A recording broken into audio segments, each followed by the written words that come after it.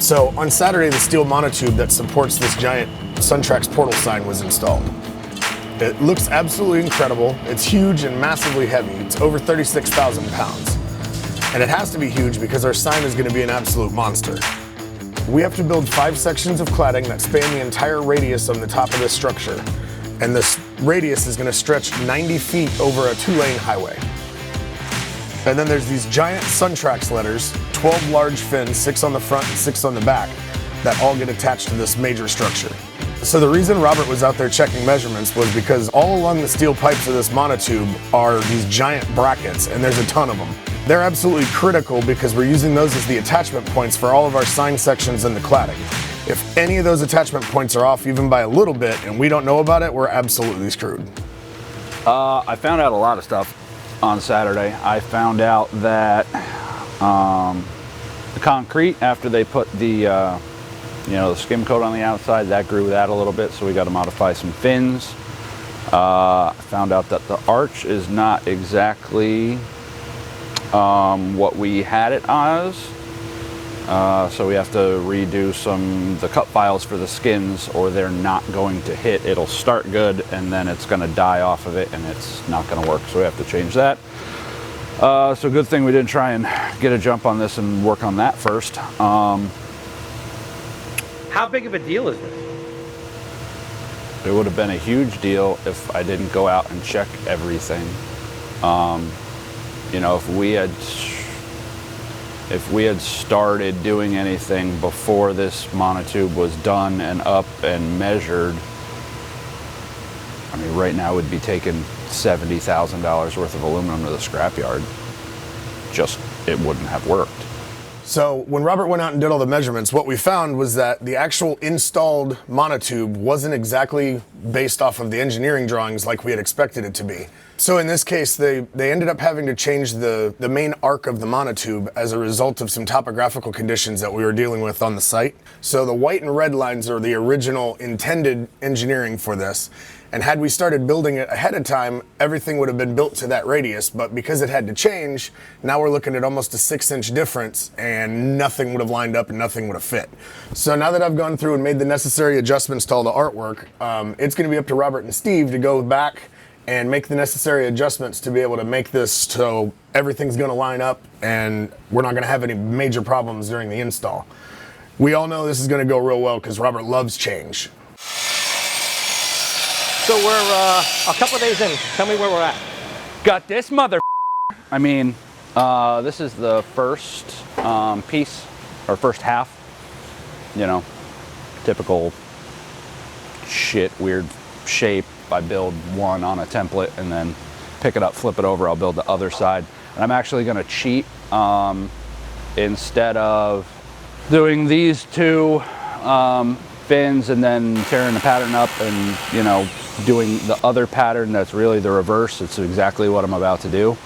I'm just gonna do these two pieces off of the pattern and then everything else will come off of these. So I'll build a whole, you know, because the other side of this actual cabinet is weird. You know, it only comes, it's 25 inches wide, but it's only gonna come in like 16 inches-ish because in here is that 66-inch concrete footer that sticks up like up to here. So this fin and the next fin, the back side is reliefed out so it can clamshell around the concrete. So you built these, basically, you had a practice run on the entry-level sign? The fins are kind of the same as the entry sign, a little bit different shape. These are at least full body all the way to the ground.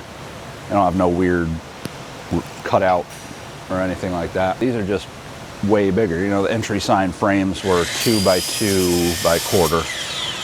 These are 4 by 4 by quarter, so it's more than double the weight, almost double the height. This fin is like 4 feet shorter than the center section of the X, so they're pretty big.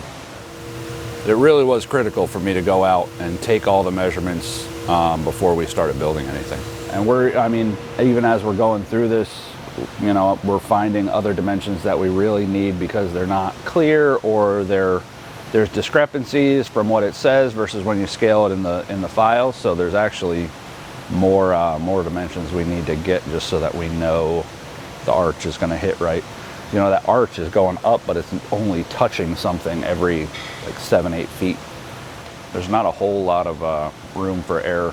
That monotube now is our baseline. It's kind of, at this point, you know, that's why we do as-built drawings. You know, it's engineered and designed one way, and then you keep notes and all that stuff that go onto your as-builts, so that, because that's the reality of the world. You know, this didn't work out, so we did this. So that steel structure that's up and installed is now our as-built. Whatever we do has to be built to it, not what some piece of paper says.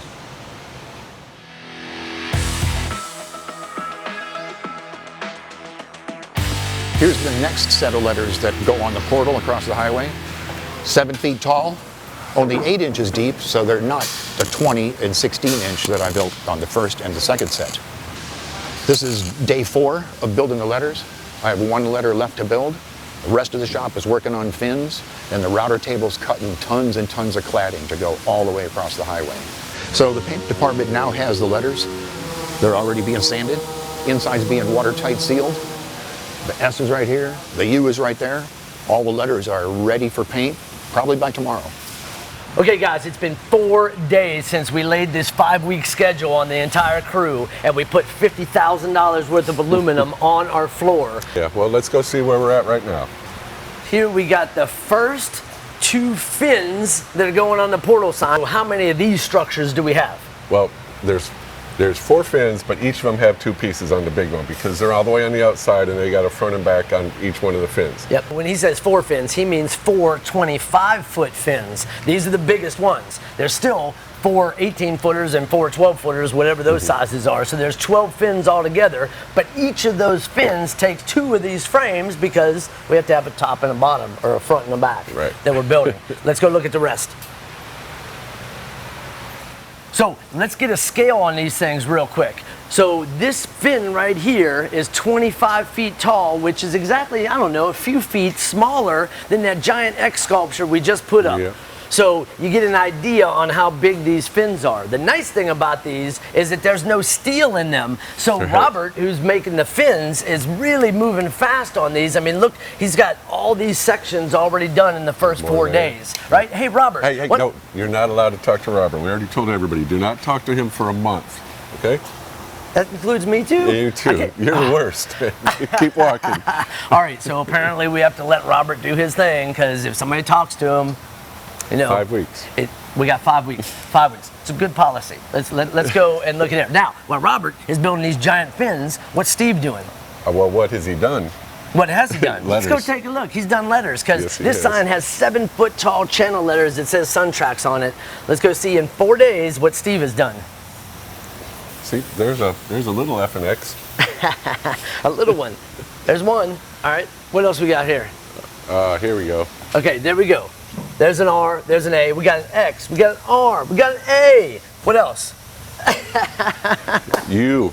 A U. There's a giant T right there. Let's go in the booth. Oh yeah, they're ready for paint. Look at that. So Steve knocked out every one of those letters in 4 days. That's awesome. So we're talking It's 5, amazing. 6-foot tall channel letters, 8 inches deep, custom built, welded 063 gauge aluminum, 1/8 inch on the back, Yeah. with the internal retainers already put on, so when the face sits down over top of this, the acrylic face, it won't fall through the letters. So these internal retainers hold the acrylic face from falling through to the letters, so they're just going to sit here, and then the outside retainers hold the acrylic to the letter. Right, that's what he's working on now. Yep, so S-U-N, all 3 of these get painted green, and then the TRX, which is next, get painted purple. First they get painted white, reflective, high reflective white on the inside to bounce those LEDs. That's what the painters are doing. So 4 days, we've got the SunTrax letters done. They'll be in paint by tomorrow, and we've got 4 out of the 12 fins well underway. Look at this here. All right. Yeah, so look at this giant stacks of aluminum over here, man. I've never seen this much aluminum in one place. These are 5x10s right here. I think there's like 55 sheets there. You've got 4x8s over here. There's like 60 some sheets there as well. And remember, this at that 4-inch aluminum angle Right there. was approximately $50,000 worth of aluminum, and a year ago that same product would have been 23 grand. So there's a huge difference in the cost of materials. So we're treating this stuff like gold, but man, that's a lot of aluminum. So how does it feel that you got all those letters done in less than a week? Getting the SunTrax letters done in a week, it feels good, but elbows, my shoulders, yeah, that's a lot of pulling and pushing in less than a week. A full 4 days, maybe 4.5 days, but they're completed. So is that a good indication then of how the rest of the project's going to go? It's kind of a good indication, but it's hard to tell. I've built a lot of channel letters, and I've already built a set for this job already that was much larger.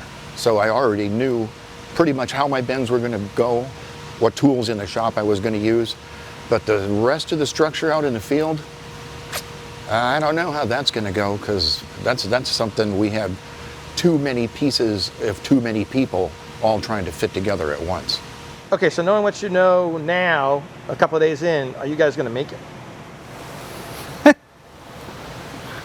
Yeah. I don't know. What needs to change so far? I mean, what have you witnessed so far? I don't know. We just got to get it done. Just the work has to be done.